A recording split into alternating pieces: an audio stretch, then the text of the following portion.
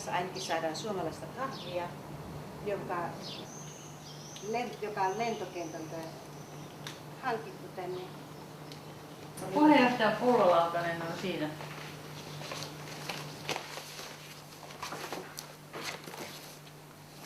Mikäs tää on? Tää on nuuna ihan selvästi. Niin on tuossa muutamia näitä, että voi ottaa. Joo, mä oon saanut tämän. Kaunis kuva tää. Mutta kato, ei oo sädekehää nunnalle. Ei Joo, tiedä eihän nunnat mitään sädekkeä. Pitää olla kesken.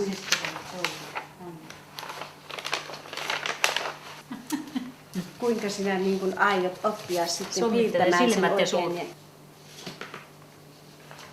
Mä en halua, että tuolla lapsella on kauhean silmät pussisilmät. Mä otan ne Kuule, pois. tiedätkö, että sillä lapsella on ja se näyttää yleensä vanhalta mieheltä. Ei se näytä. Koska hän on henkisesti ylikehittynyt ja sitä ei voi muuten kuvata. Ihan pienen lapsen kauniilla kasvoilla ei voi olla sitä henkistä latautumista ja latautuneisuutta, mikä Jeesus Kristus. Eihän mäkään ole vanhan näköinen ja mä oon henkisesti hyvin kehittynyt. Hyvin latautunut. Nimenomaan. Ja kun me ollaan vielä ikonimaalareita, niin me saadaan olla vanhan näköisiä. Niinhän toi Neitsyt Maria näyttää myös suurimmassa osassa näitä ikoneja hyvin vanhalta. Ja se on siksi, että kun nämä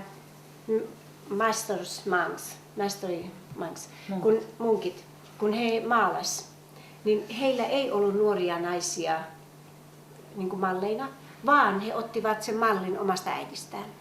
Ja sillä ne eivät ole nuoria.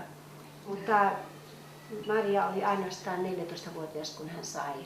14? Niin. Ai, mä en tiedä. Että hän oli todella nuori. Hän oli nuori.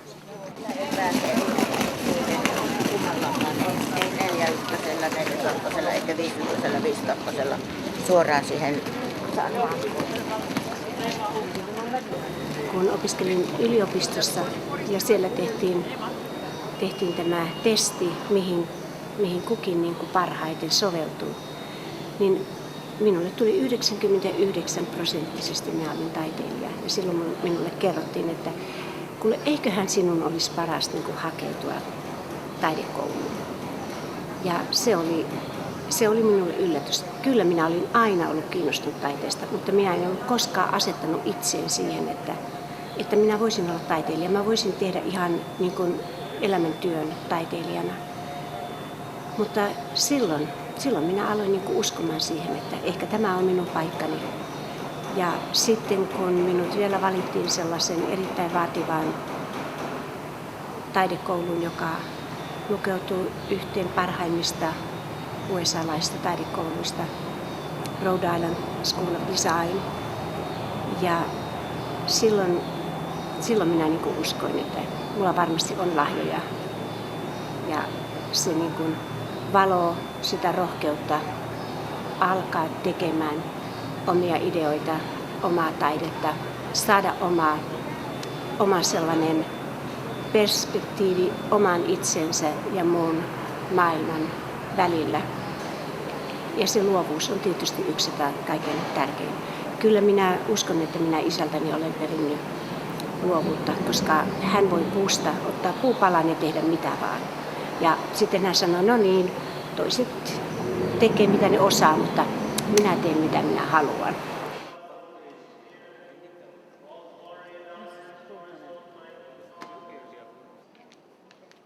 Minähän olen valmistunut tekstiilidesign, että se on ollut ensimmäinen.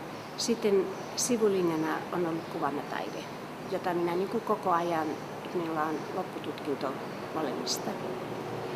Ja sitten ikonitaide kuuluu minun mielestä kuvaamataiteeseen.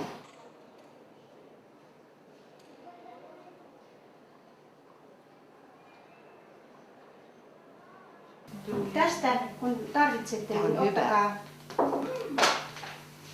No niin,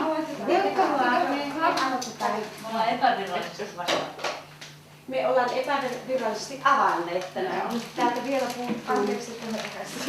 Se lähti jo lapsuudessa, jossa minä olin tutustunut kyllä kreikkalaiskatolisen kirkkoon oman ystävättäni välityksellä ja käynyt joskus Joensuun kreikkalaiskatolisen kirkon jumalanpalveluksissa.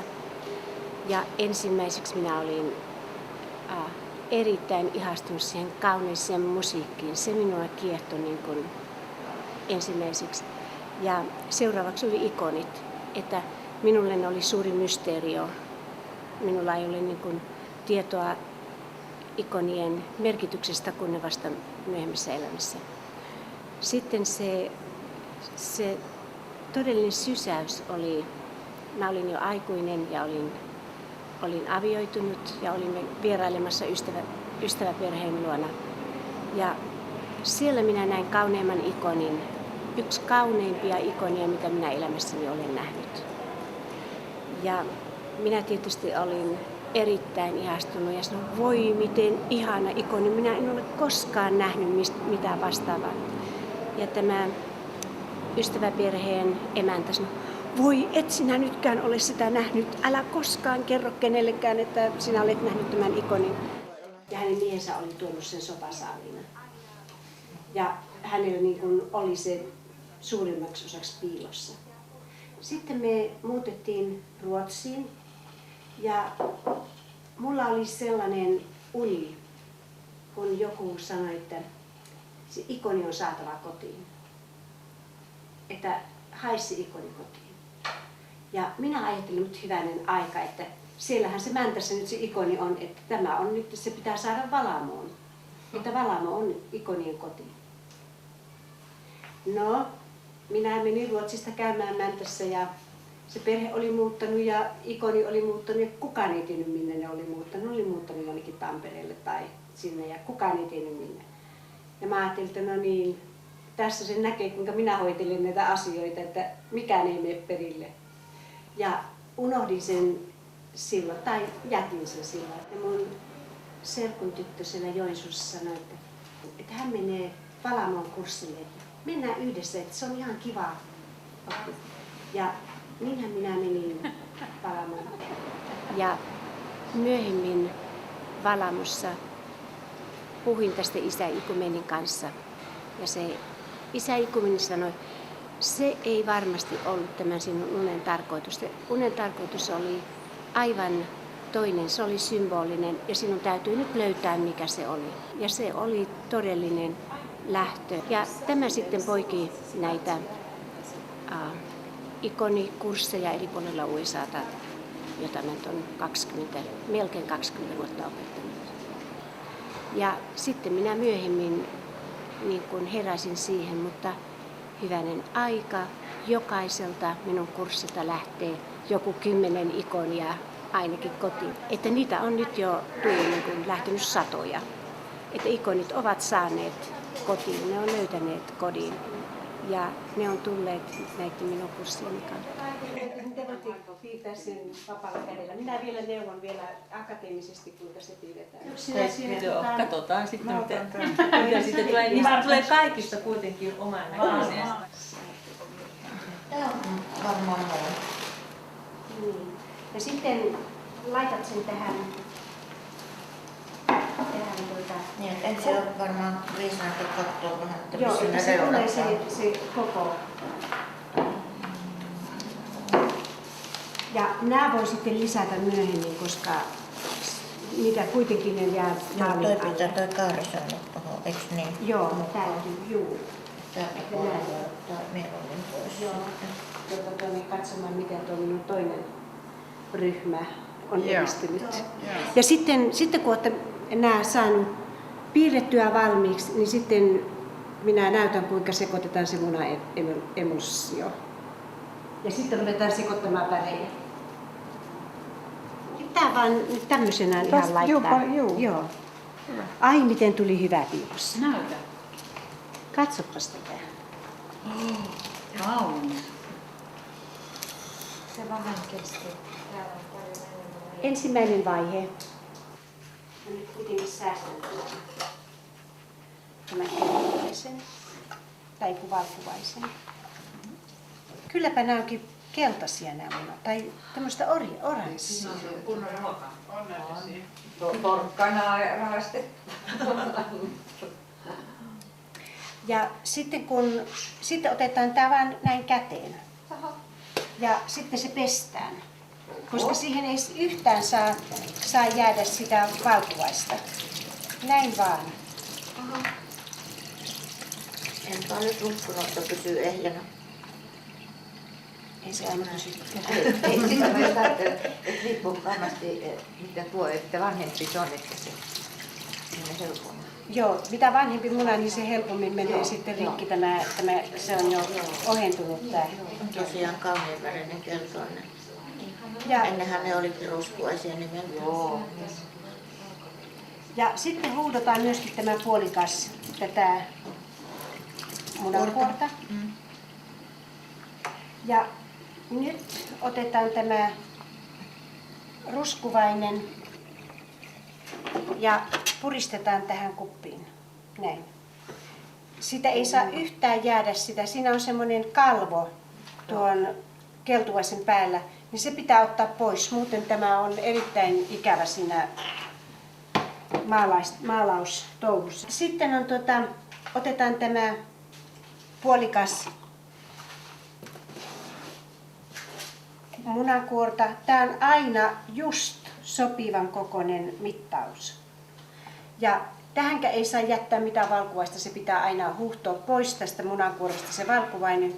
Laitetaan viiniä, tämä yksi puolikas, siis valkoviiniä, ei mitään muuta alkoholia ei siihen laiteta. Ja sitten laitetaan 3, 1, 2 ja 3. Se on 1/3 on aina tämä suhde. Tämä yksi puolikas munankuorinen ja 3 vettä. Ja sitten tämä sekoitus on ihan valmis. Tästä riittää kaikille ainakin täksi päivää ja huomenna aamulla tehdään lisää. Ottakaa se paletti, niin sitten saatte vodkaa. Se on.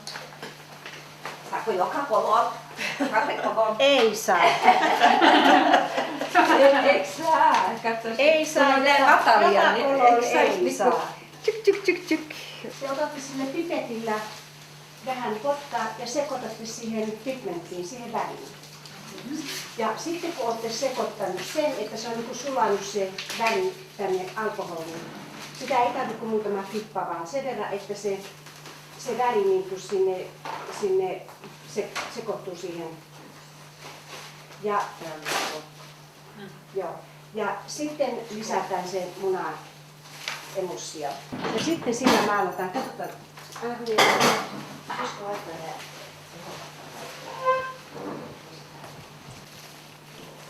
Nämä kuvat oli kutsuttu Window in the Heaven, että ikkuna taivaaseen.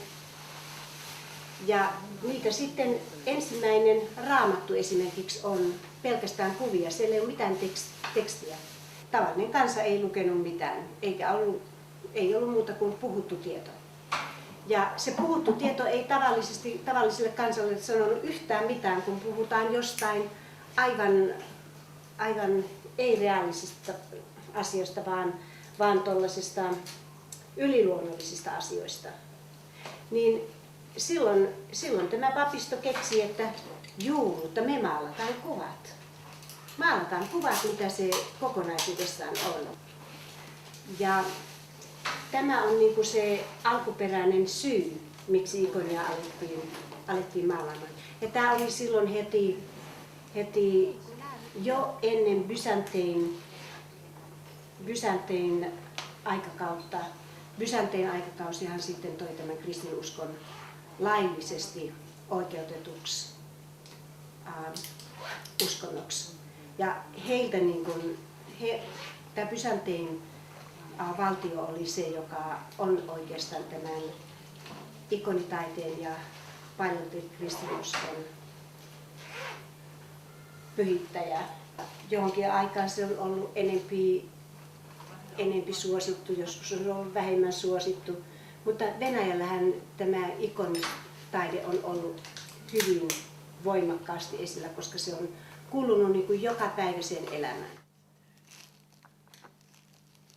Tämä on paljolti minun oma teoria, mutta myöskin mitä mä olin keskustellut ihmisten kanssa, että siihen aikaan ei ollut psykologia eikä terapistia eikä tällaisia, mutta se ikoni hoiti niin kuin ihmisen sielua, että sitä terapistia ei välttämättä tarvittu.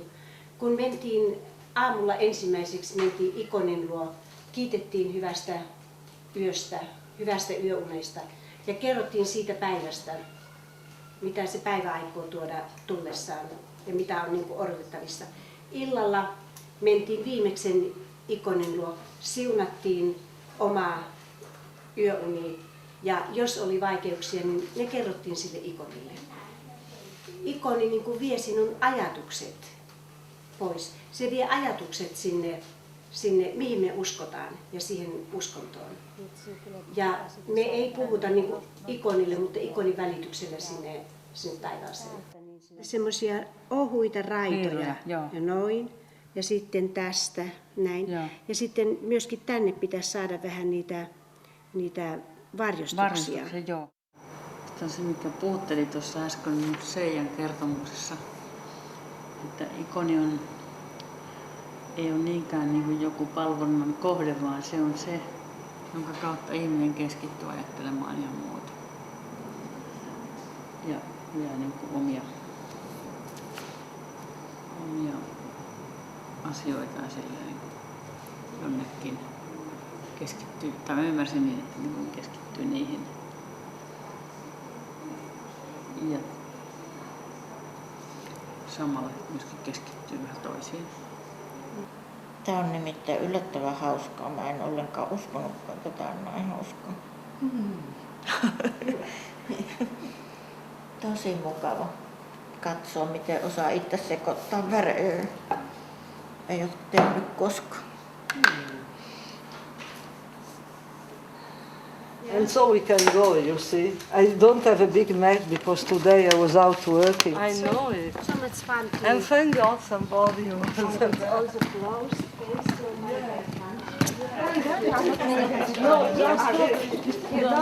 Parempi panna kiinni rostiksen kanssa ja leviää. Mä nauran, kun mä olen niin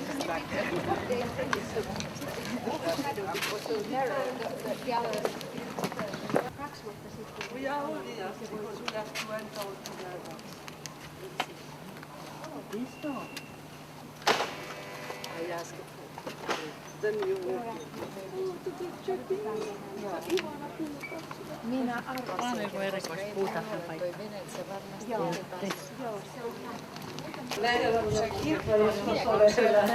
You just walk in and that shut the door. Where is Siccome vedo che qui a voi avete persone diciamo anziane che non può più andare avanti.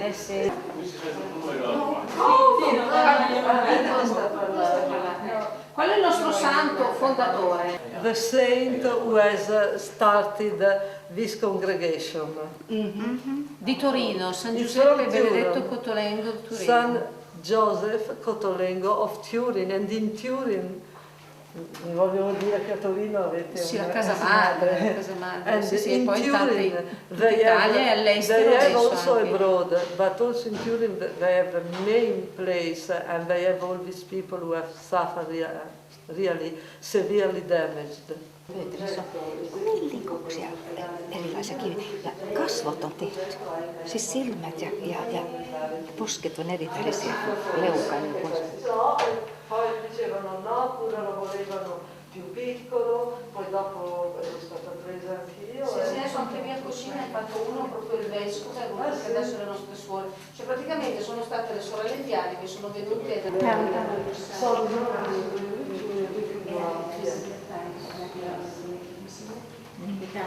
Tuossakin taulussa niin on nyt ihana nähdä, kun on oppinut niitä laskoksia katsomaan, niin sen näkee ihan selvästi, kuinka se Tää tuoksuu tää valaisu pielikki on ihan. siinä päällä ja sitten Ihan se selvästi. menee ja laskeutuu. Kato mikä tuoksuu. Tosta pielikistä. Joo, tunnen kasvin. Se on... Tuossa on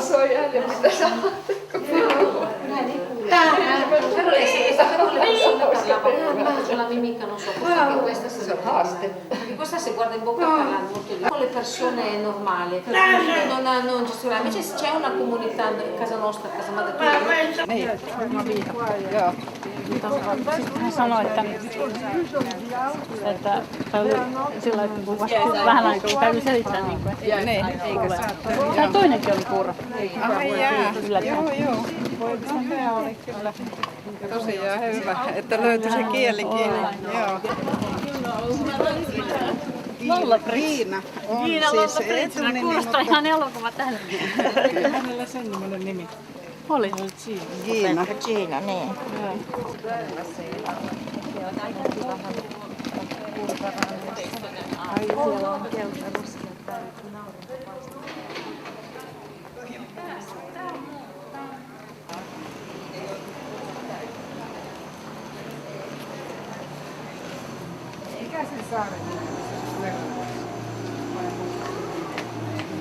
Se oli aika pitkälle.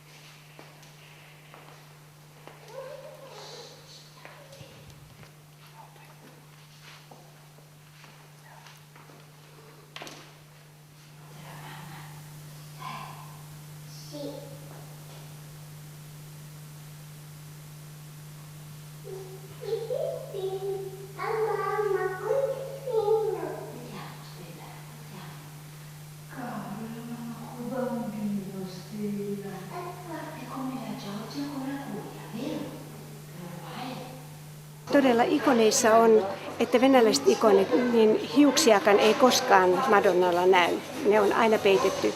Mutta sitten italialaisilla ikoneilla, niin niillä saa, ne on niin kuin lähellä elämää.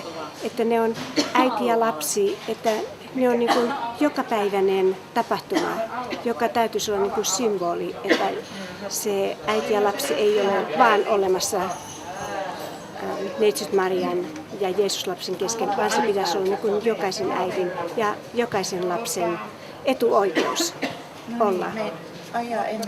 olla arvostettu ja olla aivan ehdoton, jolle kuuluu elämässä kaikki mahdollisuudet.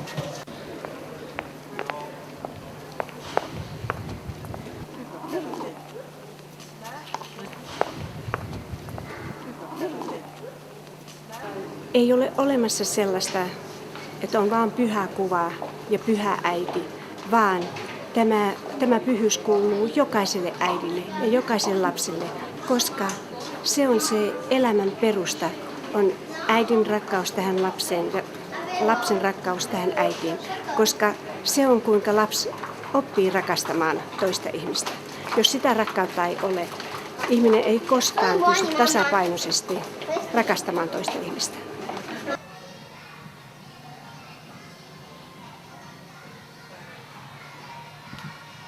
Seijalla on, että hän on maalannut nämä kirjaimet ja tämän sädekehän ja nämä tällaiset raidat tänne, niin hän ei laita sitä kultaliimaa tämän päälle, vaan jättää sen vapaaksi.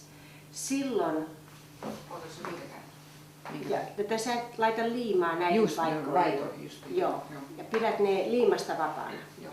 Mutta kultalevyn sinä laitat ihan suorina levyinä tähän koko näille alueille. Ja toinen tärkeä on se, että sen hankaa huolellisesti siihen alustaan kiinni. Onko noin kasvot nyt tehtävä ensin? Joo, on tarkoitus, että nyt aamupäivällä tehtäisiin kasvoja. Niin minulla on eilisistä tämmöinen resepti, jolla tehdään se kasvojen väri. Ja sitten kun tämä väri on saatu valmiiksi, se pitää olla ohut väri, koska kasvot on hyvin tärkeät siitä, että ei liian paksulla värillä niitä maalaa. Siihen tulee paljon kerroksia ja sitten vielä vaalennukset ja se ei onnistu, jos se väri ei ole ollut semmoinen juokseva ohut väri. Ensin on kohta 1. Tämä on sitten ihan kädet ja hiukset ja kaikki on maalattu sillä pohjavärillä. Että tämä on se ensimmäinen versio siitä. Seuraava on niin, että jätetään täältä tätä tummaa ja sitten se niin kuin kohoaa kasvoille. Se pitää väljentää vielä. Vähän tummutulta. Antaa nyt kuivaa jonkun aikaa. Sitten voitaisiin jatkaa eteenpäin. Mitä sun kuvat?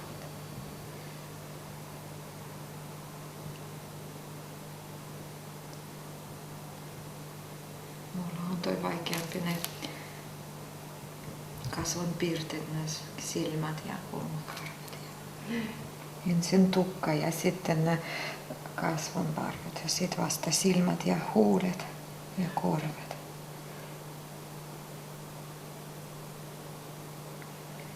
Sitten tuli ja siinä on merkitykset näillä, että kyllä.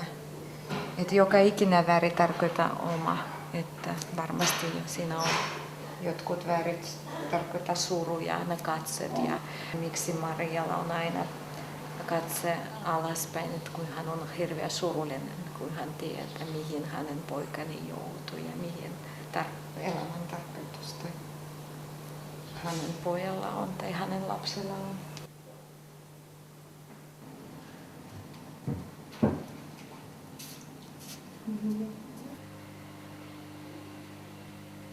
Moi, miten sujuu? Vaikea sanoa. Ei vielä oikein lopputulos tyydytä, mutta eihän tämä ole vielä valmista. Kasvoissa ja noissa värjoissa ja muissa vielä tekemistä. Pikkuhiljaa kuoriutua. Ei tässä nyt vielä oikein ole sitä. Ei vielä ole oikeaa huomenta. No, se kehkeytyy. Sitä täytyy hakea vielä. Sitä täytyy vielä hakea. Päivän annos tulee tästä.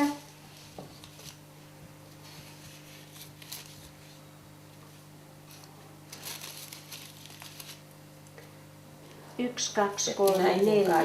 Missä on se liima, niin sitten ne tasaisesti. 3.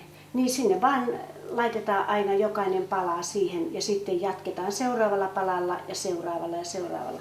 Mä luulen, että sinä tarvitset 5 palaa. This is Carlo Goldoni, and this is the youth meeting point. You see, the youngest in winter, not now. It's their meeting point here. And unfortunately now we have all drug addicts around.